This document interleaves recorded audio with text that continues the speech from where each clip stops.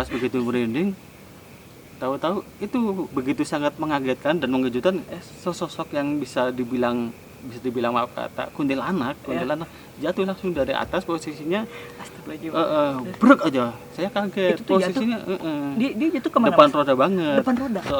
Karena posisinya si bau juga tercium serem banget, sehingga kuntilanak tuh si rahang ini udah kelihatan. Lah si mata ini udah jatuh nih. Oke, teman-teman, jadi cerita juga nih, si Rega, Playwit Rega tuh pernah tinggal. Oh iya benar, tempat si Rega, Rega betul. kan? Benar, rumah Rega. Jadi rumah yang dulu ditinggalin si Rega itu horor. Waduh, di si Rega harus nonton, teman-teman.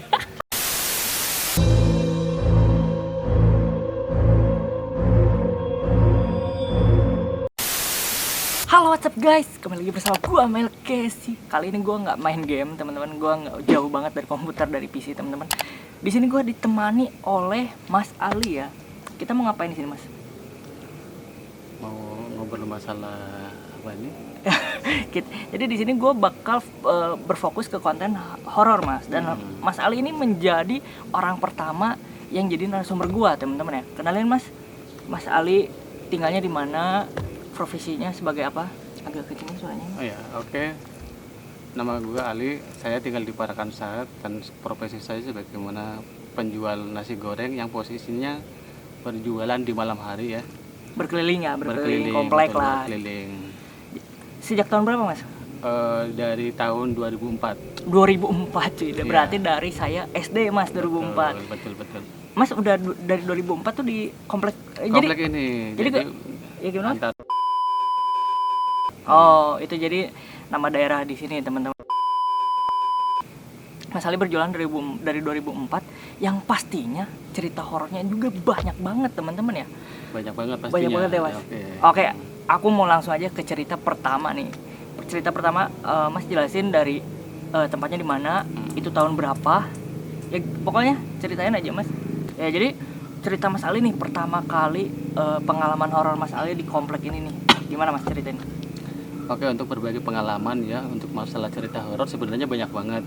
Dari awal kejadian yang istilahnya serem ataupun yang tidak serem aku alami dari segi suara sampai penampakan, guys.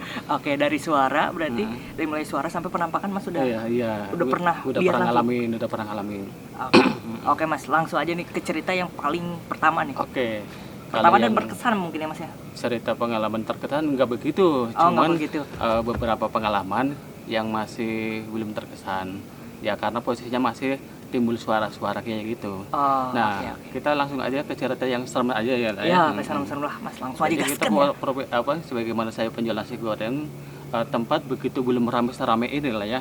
Kan posisinya juga pembangunan juga kurang meluas.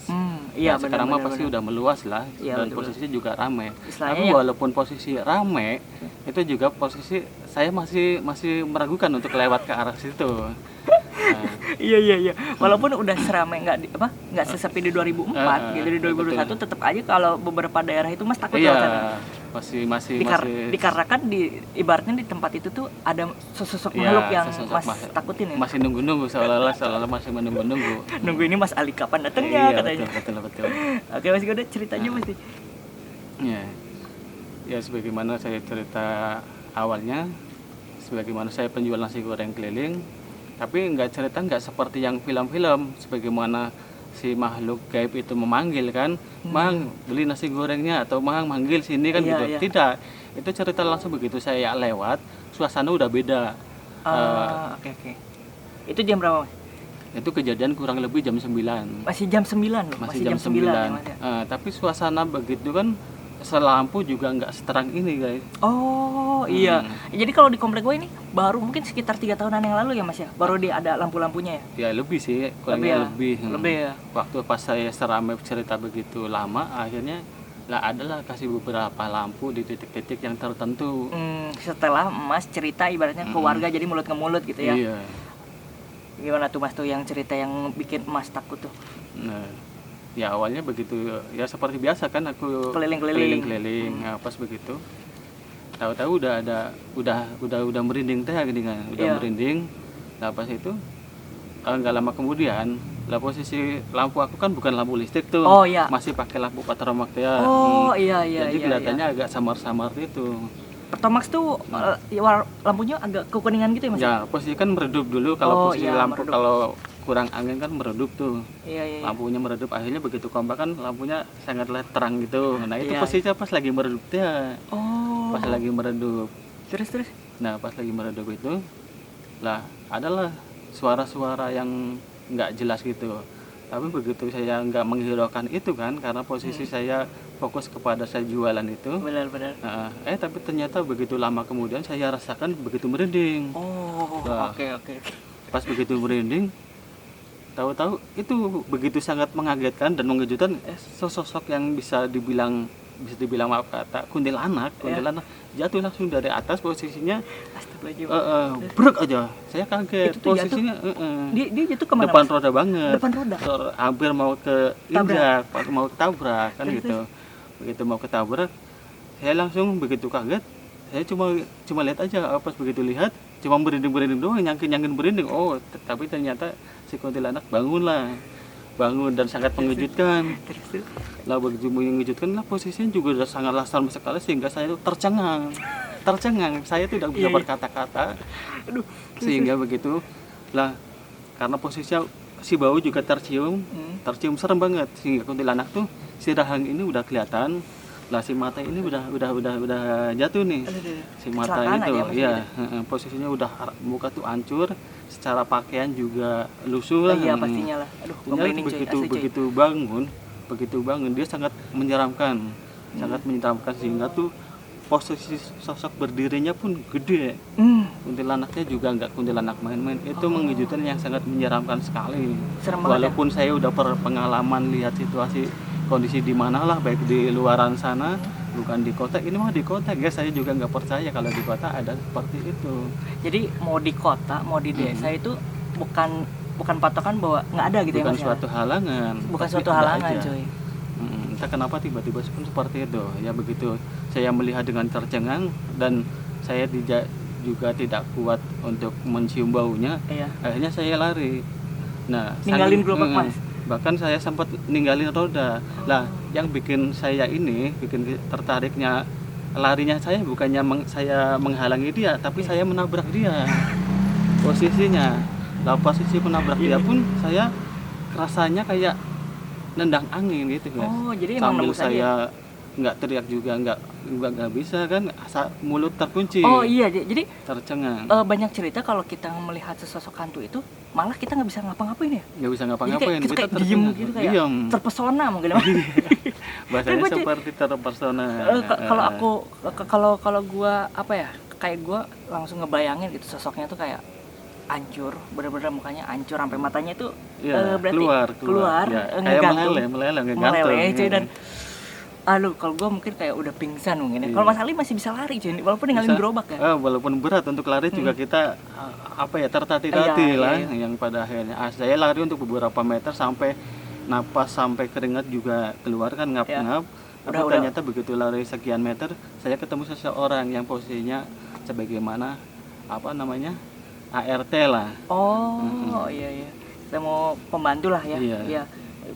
Terus pas Mas lari itu si ART-nya ngapain Mas? Lagi posisi ini lagi nyapu. Lagi nyapu. Kebetulan ART-nya kenal orang tapi nggak kenal lama. Oh, ya jadi tahu doang mungkin ya. Karena Mas suka keliling-keliling komplek juga kan. Sering nyapat ya gitu. Iya. Nah, pas begitu saya ketemu sama ART itu, saya disapa, Mas Ali kenapa lari-lari ya? Akhirnya saya dikasih minum lah. Agar supaya saya tenang teh. Iya. Nah, pas begitu saya tenang, akhirnya saya untuk cerita.